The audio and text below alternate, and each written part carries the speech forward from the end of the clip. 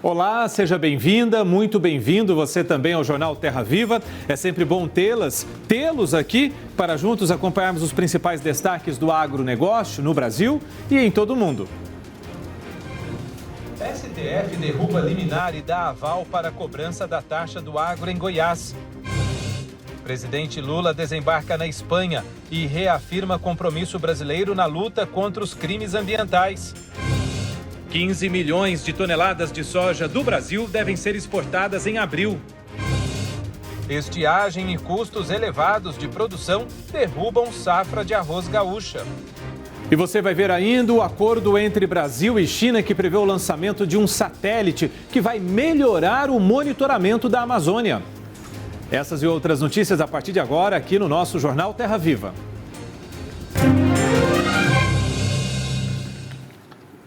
Por 7 votos a 3, o STF derrubou a liminar e dá o aval para a cobrança da taxa do agro em Goiás. Com a decisão, está permitida a arrecadação sobre o ICMS para que os recursos sejam destinados a obras de infraestrutura. A taxa, criada em 2022 pelo governador de Goiás, Ronaldo Caiado, do União Brasil, cobra até 1,65% em cima da produção do agro goiano. Votaram a favor da suspensão da taxa do agro os ministros Dias Toffoli, André Mendonça e Luiz Roberto Barroso, enquanto Edson Fachin, Alexandre de Moraes, Rosa Weber, Carmen Lúcia, Luiz Fux, Gilmar Mendes e Cássio Nunes votaram contra a suspensão da taxa do agro. Ao Agro Mais, o governador de Goiás, Ronaldo Caiado, comentou a decisão. Essa medida ela foi tomada pelas mineradoras. A CNI entrou com ação direta de inconstitucionalidade, tá certo? E ficou mais do que demonstrado que aquilo que foi feito é no sentido de recuperar as rodovias e, ao mesmo tempo, é uma contribuição que as pessoas podem optar pelos incentivos do Estado ou pelo pagamento da taxa. Então, não tem formato algum de tributo. Tem uma contribuição que todos os estados do Brasil têm alguma forma de poder ressarcir o Estado naquilo que o Estado investe. Estatística importante que a gente mostra agora também, que vem da Associação Nacional para a Difusão de Adubos. A entidade divulgou que as entregas de fertilizantes cresceram 6% em janeiro. As entregas ao mercado brasileiro encerraram este período com 3,42 milhões de toneladas. O aumento representa uma alta de 6,3% em relação ao mesmo mês de 2022, quando foram registradas 3,22 milhões de toneladas. O estado de Mato Grosso ficou na liderança, concentrando quase 29% do total, com 973 mil toneladas. Os estados de Goiás, Paraná, Minas Gerais e São Paulo vêm logo em seguida no ranking. Quase 15 milhões de toneladas. Essa é a estimativa para a exportação de soja em abril.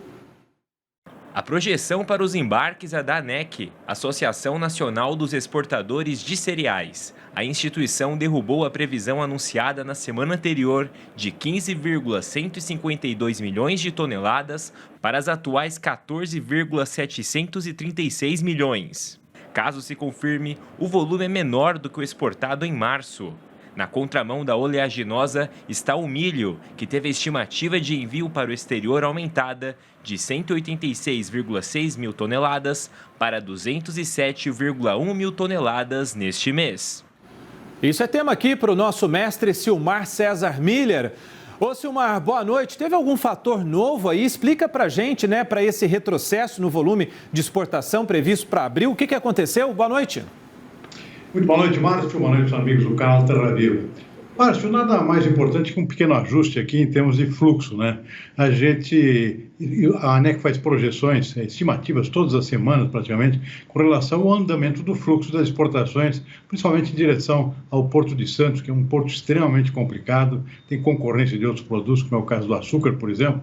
Isso sempre mexe muito com as projeções, com as previsões que são feitas a cada semana. Então, houve uma correção aqui, se previa aqui um fluxo quase recorde aqui para o mês de abril, de 15 15,2 milhões de toneladas, e a expectativa agora está em apenas 14,7 milhões. É um volume bastante elevado ainda, mas é 500 mil toneladas a menos do que o previsto há pouco tempo, até uma semana atrás. Clima tem muito a ver com isso, aí quando chove fora do previsto aqui, o fluxo diminui, né? São caminhões que se dirigem em relação ao porto, isso acaba emperrando também os embarques no próprio porto, quando chove demais, por exemplo, e aí atrasa o próprio desembarque dos caminhões que se dirigem ao porto. E é uma situação que é bastante complicada, e especialmente no momento que está começando agora também a nova safra de cana-de-açúcar, e brevemente nós vamos ter grandes volumes de açúcar também sendo dirigidos ao mesmo porto, principalmente o Porto de Santos, que é o principal porto de exportação de ambos os produtos, tanto de soja quanto de açúcar. Aí a coisa pode embolar e até ficar mais abaixo ainda das projeções do que a gente está vendo nesse mês de abril. Maio é um mês ainda de grande volume de soja indo para o porto. É bom lembrar que a safra de soja desse ano é recorde, e, consequentemente, as exportações também vão ser recordes. Se fala em até 96 milhões de toneladas que o Brasil deve embarcar de soja esse ano. No caso do açúcar não é muito diferente, também vai aumentar muito o volume de embarques por conta do aumento da safra e por conta dos preços altos também do açúcar. Tudo isso indica, Márcio, uma embolação de embarques, congestionamento nas estradas em direção ao porto, além de congestionamento dos próprios embarques nos portos, né, com muito atraso, com muita morosidade. Tudo isso causa prejuízos, acaba afetando até o próprio preço, mas é o preço que se paga por se colher bem e com o mercado ajudando nessas exportações, especialmente no caso do açúcar, com preços muito bons no mercado internacional, Márcio. Silmar, vale até, né, pontuar aqui que você citou do açúcar, né? Se eu não estiver enganado, hoje eu acompanhei um pouco das notícias relacionadas ao açúcar, batendo recorde, mais de 10 anos, é isso mesmo, Silmar? Inclusive, fica à vontade para falar das outras commodities aí dos mercados de hoje, mas olha, o que é isso, esse preço do açúcar hoje, hein? Vamos começar exatamente pelo açúcar, na nossa resenha diária aqui do comportamento dos mercados. O açúcar voltou a subir hoje no mercado internacional, é um novo saldo aqui de 2,6%, é o preço mais alto em 11 anos, por conta de retrocesso na produção de países que são concorrentes nossos, o caso da Índia, da Tailândia. A China, que é importadora, também está tendo uma safra menor esse ano, houve uma redução de 1 milhão de toneladas em relação ao que se esperava. Tudo isso está contribuindo para elevar os preços do açúcar a níveis que não eram vistos, como eu disse, há 11 anos. O próprio atraso aqui da colheita brasileira, por conta de chuvas na região sudeste aqui do país, também contribui para isso. Só que, claro, daqui a pouco começa uma enxurrada de açúcar brasileiro indo para o mercado, isso tende a dar uma derrubada nos preços.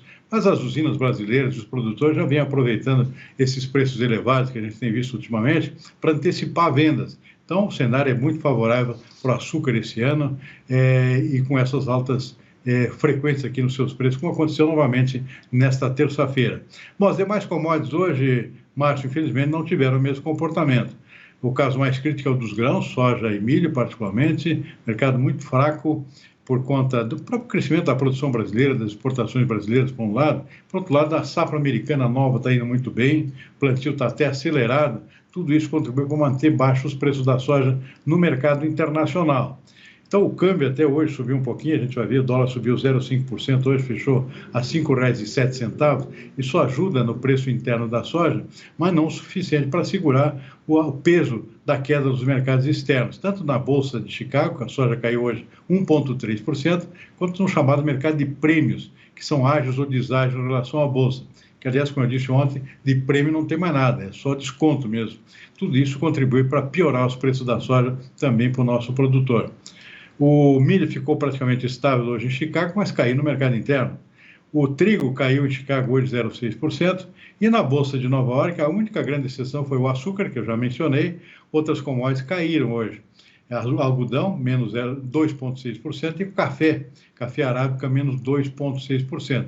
É o chamado dia da realização de lucro, ou seja, esses produtos também tiveram alta nos últimos dias, mas hoje foi o dia do vendedor, aproveitando o preço alto para vender um pouquinho, aí derrubaram, ainda que temporariamente, o mercado dessas duas commodities, Márcio.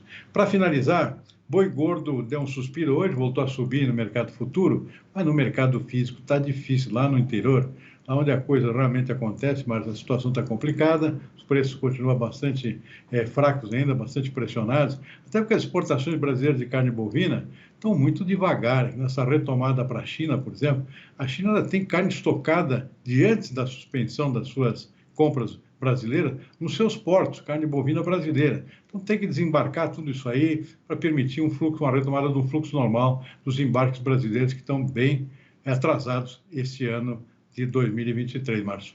Tá certo, Silmar. Muito obrigado, Silmar César Miller, trazendo para a gente aqui todos os detalhes das principais commodities e também dos mercados dessa terça. Até amanhã, Silmar. Até amanhã, boa noite. Boa noite, bom descanso. Após cumprir a agenda oficial em Portugal, o presidente Lula desembarcou em Madrid, a capital da Espanha. Em um evento no Fórum Empresarial Brasil e Espanha, ele ressaltou o potencial brasileiro para a geração de energia limpa e reforçou o compromisso nacional na luta contra os crimes ambientais. O aplicativo de trânsito, o jogo de caçada de Pokémon, as máquinas tecnológicas nas lavouras, a previsão do tempo. Todos são serviços que precisam de satélites para operar.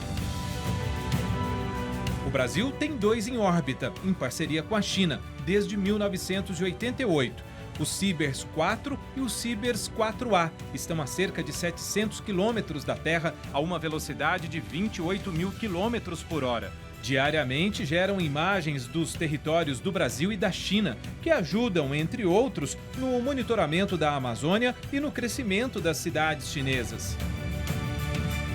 Agora, uma nova parceria assinada entre os 2 países na recente visita do governo brasileiro à China vai garantir um avanço no projeto. O novo satélite, com previsão para ser lançado daqui a 5 anos, vai permitir o registro de imagens da Amazônia, mesmo quando ela estiver encoberta por nuvens. É que ele vai conseguir imagiar a superfície da Terra, seja mesmo estando com nuvens, fumaça, nevoeiro ou até mesmo durante a noite.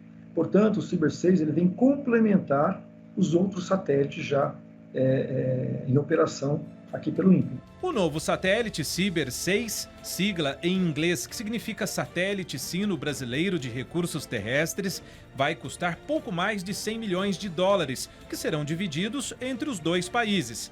Em mais de 30 anos de parceria, Brasil e China já investiram cerca de 300 milhões de dólares em satélites, que contribuíram para um avanço científico e tecnológico nas instituições de ensino e na indústria espacial. Não se trata só de um acordo diplomático, se trata de uma oportunidade de desenvolvimento tecnológico e de aplicação para o Brasil que não há um outro parceiro muito concreto para o Brasil nesse momento.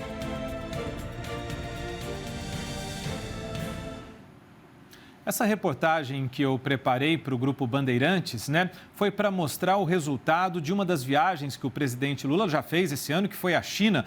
A China tinha interrompido, parado por um tempo o convênio do Brasil, por alguns anos, na expansão do projeto do Cibers, que tem mais de 30 anos, e foi assinado novamente, enfim, foi renovado agora com a presença do presidente na China. É um dos resultados das viagens do governo por todo o país. Então, daqui a pouco, a gente mostra o que o presidente Lula disse ao chegar na Espanha nesta terça-feira. A seguir também você vai ver a previsão do tempo para todo o país e vamos falar da colheita de arroz, que chega à reta final no Rio Grande do Sul. A estiagem por lá e os custos elevados de produção têm feito com que a área plantada diminua bastante. A gente conta isso depois do intervalo aqui no Jornal Terra Viva. Até já!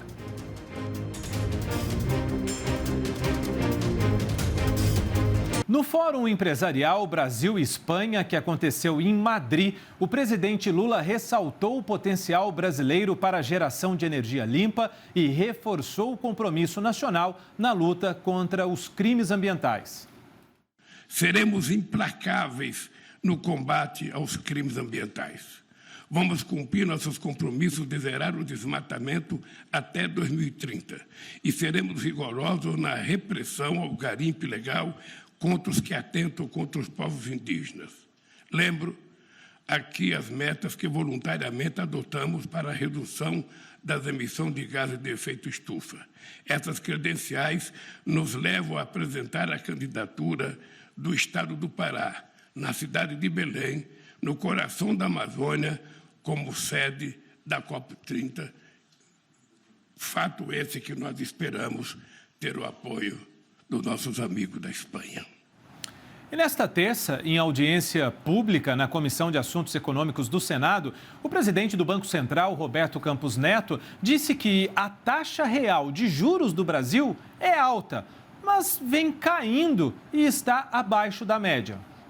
A gente vê que ao longo dos últimos anos a gente tem conseguido diminuir a taxa de juros real, né? Ainda que a gente tenha alguns solavancos, de tempos em tempos a gente tem diminuído. A gente vem de um período com taxas muito mais altas e ultimamente tem tido uma taxa mais baixa, e se a gente fizer o trabalho de conter a inflação, a gente pode voltar a cair a taxa de juros e voltar, né, a essa tendência que é uma tendência de melhora, que foi muito causada por várias coisas, entre reformas e outras coisas desse tipo. E aí a gente fala, não, mas hoje, eu escuto muito também, hoje o juro real do Brasil é o mais alto do mundo. Bom, vamos lá, vamos olhar isso com calma então. Primeiro, quando a gente olha o núcleo, porque lembra que a nossa taxa de inflação foi contaminada por ter tirado o imposto de várias coisas e agora o imposto está retornando.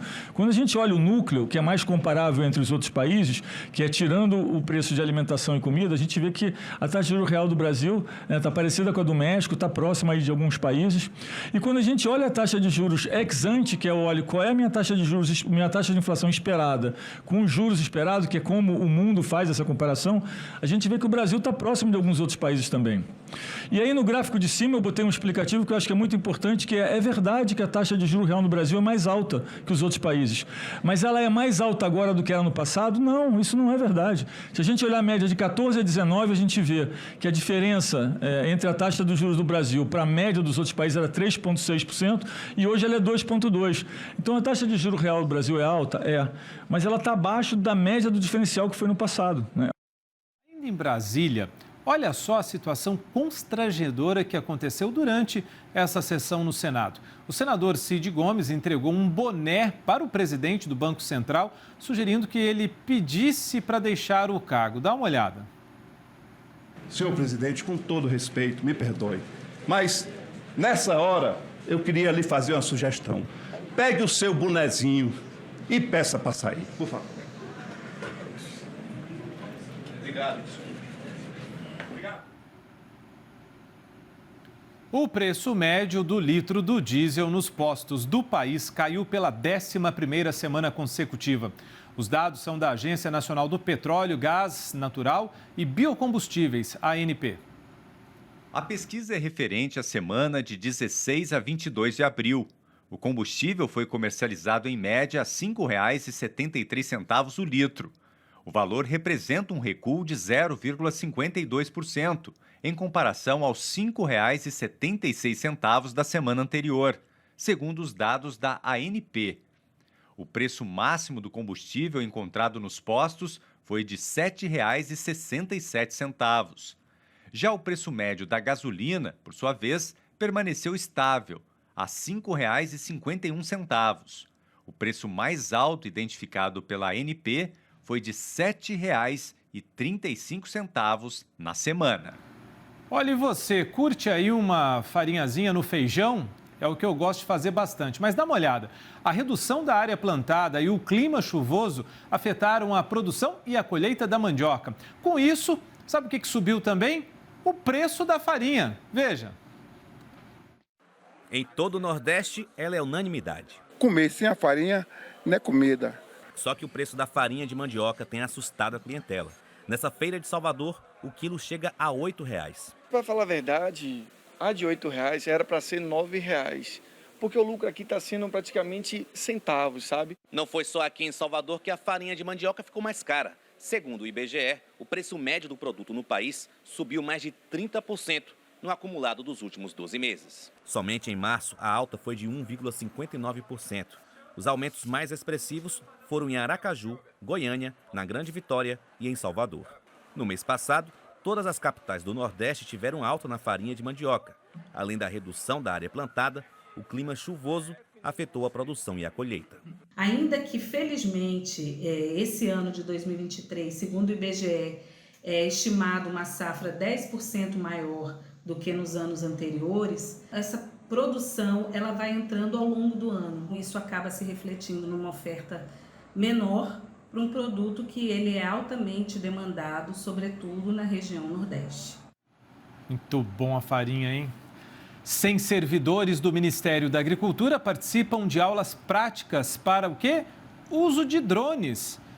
Isso mesmo, o curso é realizado em Campinas, no interior de São Paulo. De acordo com a pasta, o instrumento não tripulado servirá para apoiar auditorias, fiscalizações e inteligência. Os equipamentos vão ser utilizados pela fiscalização da Defesa Agropecuária no estado de São Paulo. A seguir, com destaques da programação do Grupo Bandeirantes, novo canal New Brasil é lançado em Portugal. A gente mostra daqui a pouquinho, depois do intervalo.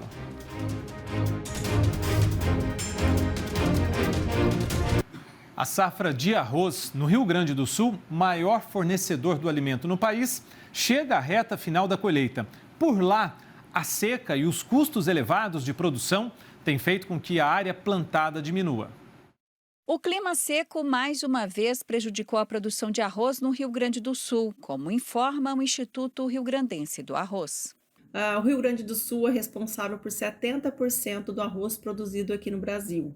Nós somos divididos em 6 regiões orizícolas no estado, que pega a metade sul do estado. Este ano a gente teve 839 mil hectares de área semeada de arroz irrigado.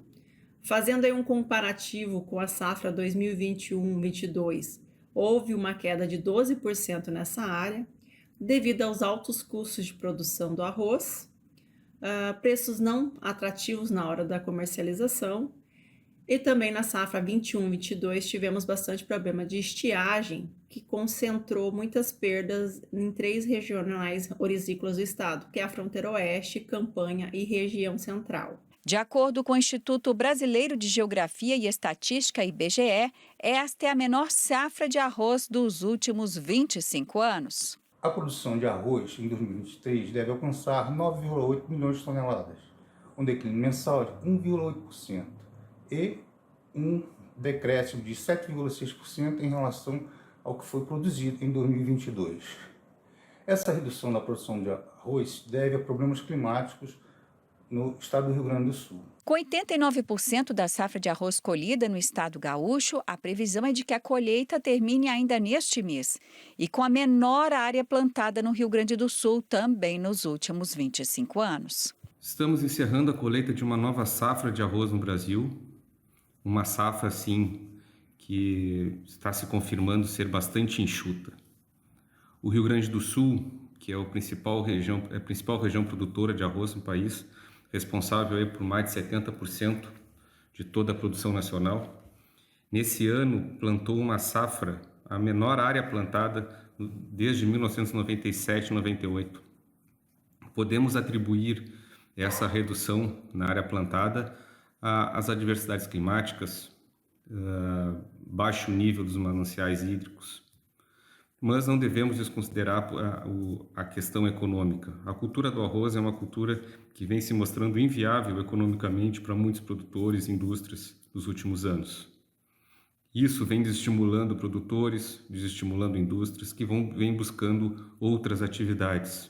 Os brasileiros consomem por ano 10 milhões de toneladas de arroz. Com a produção estimada em 9 milhões e 800 mil toneladas, a importação já aumentou.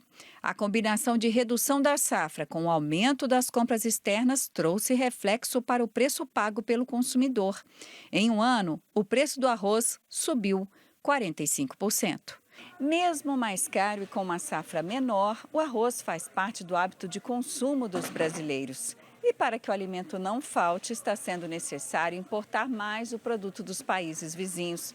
Somente em março deste ano importamos 30% mais, em comparação com o mesmo período do ano passado.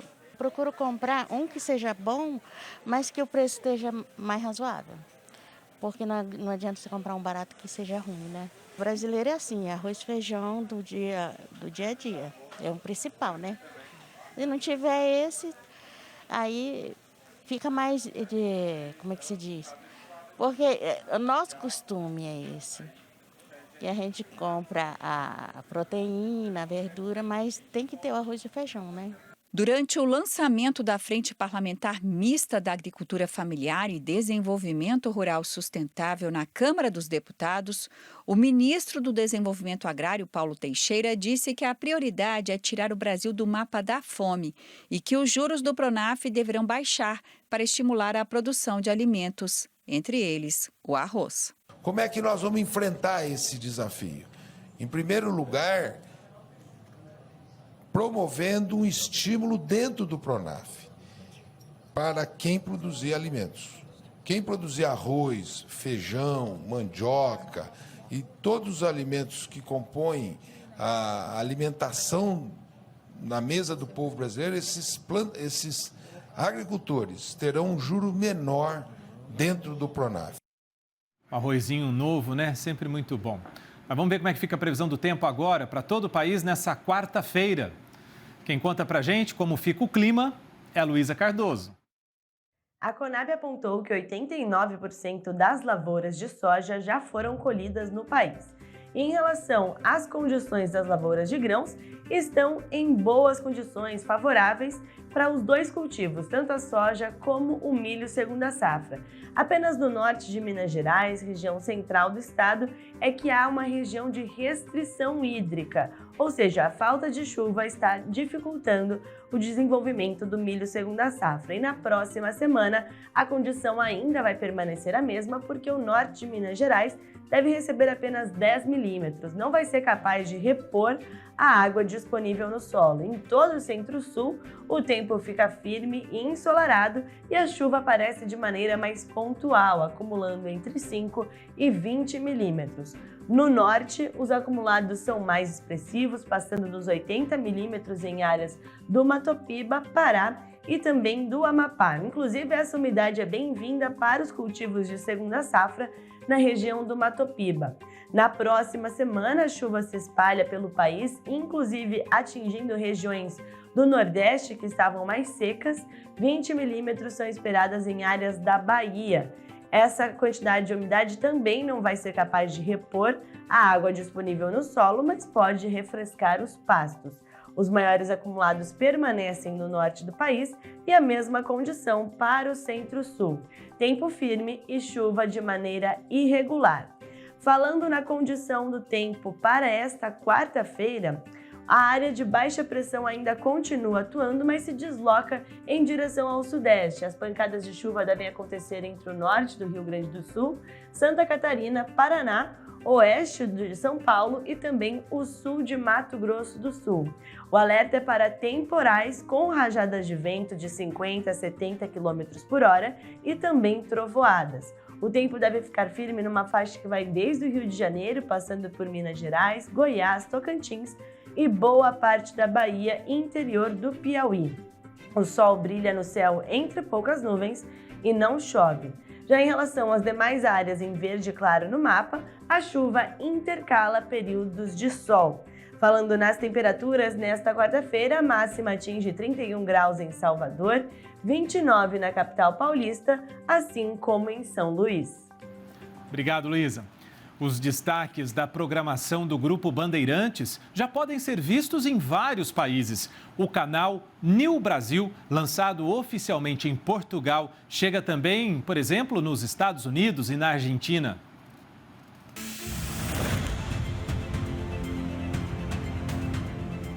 Brasileiro longe de casa tem sempre saudade. Assim como eu, que moro aqui na Europa, tem mais de 4 milhões de brasileiros morando fora em diferentes continentes. E todo mundo cheio de vontade de saber o que acontece no Brasil. Porque onde quer que a gente esteja, a gente quer saber o que está acontecendo no nosso país, né? Importantíssimo. A gente está longe do Brasil, mas é um país que a gente ama e quer sempre saber o que está acontecendo lá, né? A Band está lançando hoje, aqui de Lisboa, o canal New Brasil, que vai levar o melhor do que produzimos para toda a comunidade brasileira de Portugal, Moçambique, Angola, Estados Unidos, Argentina, Chile e Uruguai. Com o jornalismo como carro-chefe, o canal internacional vai contar com notícias ao vivo, além de exibir as mais celebradas produções dos canais Sabor e Arte, Arte 1, do canal Empreender, do Band Esportes, Terra Viva, Agromais e Band News. E claro, Faustão na Band e Jogo Aberto estão entre as atrações da programação. Não vão faltar também os temas relevantes da política nacional, da economia, das análises e debates do Canal Livre. É um canal que traz tudo que o grupo tem de importante, uma oportunidade que temos de mostrar um Brasil importante, um Brasil produtivo, um Brasil com orgulho do seu país e um Brasil que pensa no futuro. O time da Nilco Pay TV, grande responsável por essa nova janela que leva informação e credibilidade do Grupo Band para as telas de 4 continentes, preparou uma inauguração mais do que especial. Em parceria com a inauguração da sede da Confederação Nacional do Comércio de Bens, Serviços e Turismo, aqui em Lisboa, o canal Nil Brasil está oficialmente lançado. Tudo isso num só lugar, Nil Brasil. Um novo olhar sobre o país. É o Grupo Band espalhado pelo mundo, como muitos brasileiros. Olha, obrigado por estarmos juntos mais uma vez aqui no Jornal Terra Viva. Bom descanso para quem vai descansar, bom trabalho para quem segue à noite, no período noturno, na madrugada. Meu convite para você, continue com a gente aqui no Grupo Bandeirantes.